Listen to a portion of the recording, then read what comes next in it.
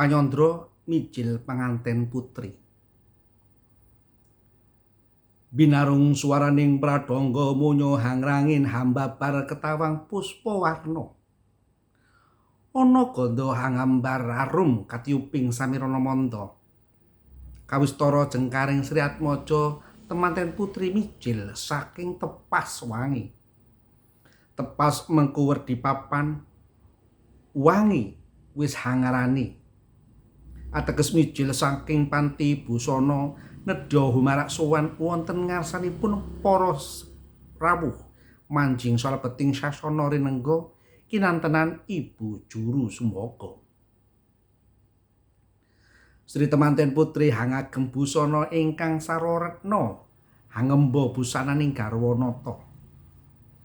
Katon pating galebyar pating calorot lamun kasarusunaring pandhan kurung ingkang hangrenggeni sasana adi.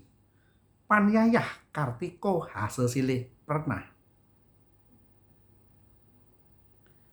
Angagem puspita rinonce ing ukilira sinempiraken wonten ing pamidangan kanan.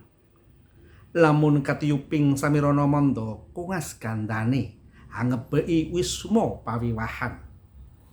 Indah edining busana hambimbuhi gandes luwes solah bawane. Lamun ta Cinandra ical sipating jalma sawantah panyayah widodari tumurun. Tindakira Sri Atmaja temanten putri hamujang kanginan. Lengkeh-lengkeh pindha singalupa. Sapecak mangu satindak kendel. Pangudas sumaraning driya ingkang dereng kawijiling lesan. Angrantu praptaning muda taruna minangka gegantilaning nala. Wis hanungkap prapta hunggian ingkang tinuju. Putra temanten putri nulya kalenggahaken wonten ing sasana rinengga angrantu laksitaning adicara ingkang sampun tinantu.